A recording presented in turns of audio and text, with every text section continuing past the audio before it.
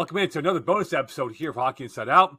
As the trade deadline approaches for the NHL, for the Montreal Canadiens, what has been their best ever deadline deal that you've witnessed so far?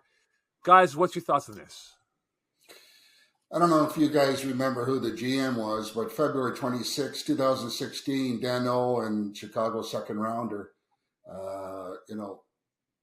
for Dale Weiss and Fleshman, I guess it was. And the second rounder ended up to be Romanov in that 2018 draft. So anyways, I would like to think that one had the largest impact in my book for what they did for the team at that time.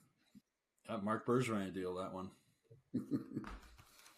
Yeah, there's another the Bergevin deal that really sticks with me is one that ended up looking bad at the end of it, but it was good at the beginning, which was the deal for Thomas Vanek in 2014.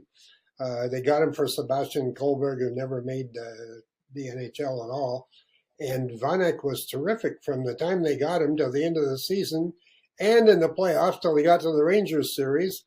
And I wrote the line that Stu liked the best of any I've probably ever written when I said that he was suffering from a broken Minnesota and a sprained Wild, because everybody knew that he was going to Minnesota and he just quit. And the part of that I could never figure out is you were playing well early in the playoffs. Why did you wait till the Rangers series to just stop? That's the part that made no sense to me. If you're going to tank and wait for your free agent contract, why didn't you start earlier, or else not start at all, preferably? But, I've seen guys just be completely useless here, like Scott Gomez at a certain point. I remember watching a playoff game when I was way down at the end of the Bell Center, and I was looking down on Gomez a lot. And you just could not believe that an NHL player making the kind of money he was making was generating that amount of effort. It was like he was out on the ice skating around with his kid or something. And that happened with Vanek, and it was too bad. So I think everybody remembers that Rangers series, which maybe he figured after Price went down, they weren't going to win it, so to hell with it, I'm going to do nothing. But to me also, and I think it's true in any sport, you're more likely to get hurt when you're out there farting around and not doing anything than you are when you're going full out, because you're not protecting yourself the normal way. I mean, you're out there drifting around with 225-pound guys that are going full out. You can get killed doing that. It's like trying to cross a highway if you're a groundhog.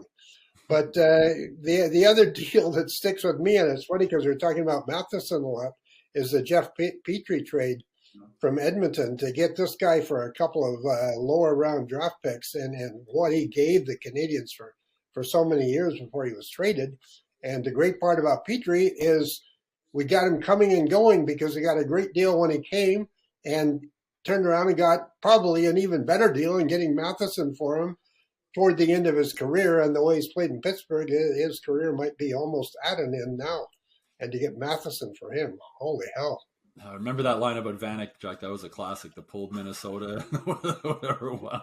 But, the best deadline deal could end up last season with Kent Hughes dealing Ben Sherratt for a first-round pick, unprotected first-round pick, that depending what happens with the Panthers, if they end up in the draft lottery, if they traded Ben Sherratt and then win the draft lottery and get Connor Bedard for Ben Sherratt, that would be one of the best trades in NHL history. That's Sam Pollock material right there.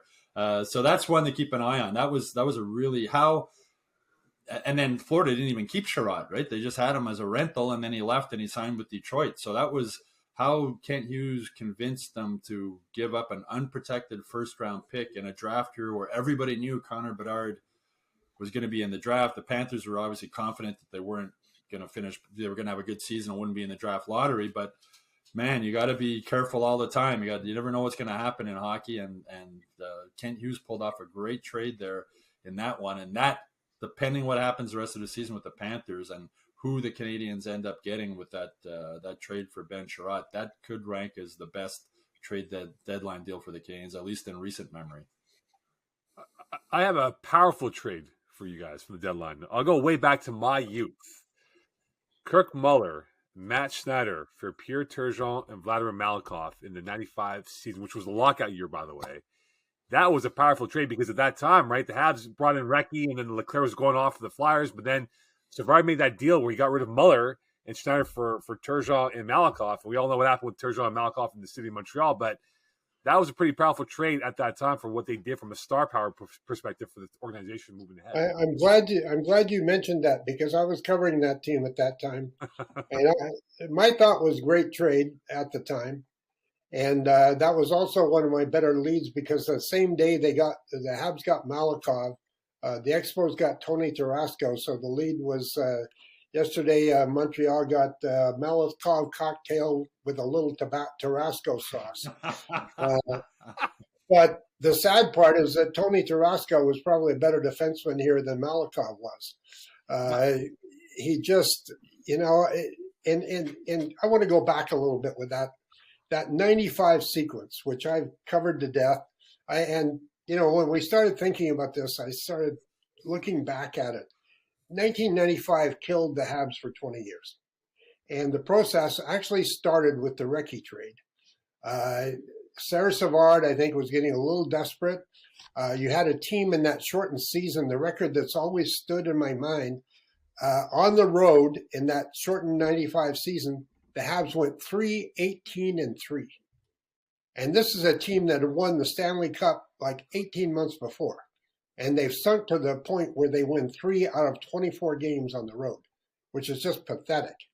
But when he reached out for Recchi, that might have been an even worse trade, not because of what he got back for it, but because of what he gave up.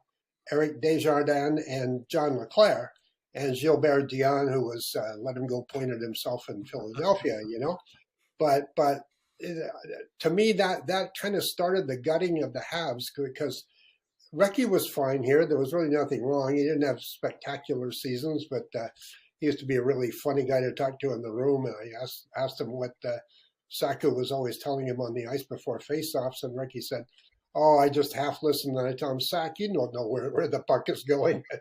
Just go on." But he wasn't a major force. Certainly Leclerc was playing with Lindros in Philly. Eric Desjardins was for years for them. So, that trade started the process. And when you look at Malakoff Turgeon for Schneider and Malakoff, it looks like a win. Or for Muller and Schneider, it looks like a win for the Habs. And in talent, it was. But in reality, that gutted the team a little bit more because you lost a lot of heart there. Muller was heartbroken. He was shattered. He almost didn't report to the Islanders. He was so upset. And, to have a guy who cared that much and to get back, as talented as he was, Pierre Turgeon was a little soft, which is why Mario Tremblay eventually ran him out of town. But to give up all that heart and Schneider, who was a really good, dependable defenseman for years in the NHL, and get back the original enigma in Malakoff, it ended up really hurt. And it wasn't so much, one deal. It was accumulative and really, rather than seeing the Patrick Roy trade in isolation, you have to see it as part of a process that began with the Recchi trade and went on through the acquisition of Malakoff and Turgeon and culminated in losing Patrick.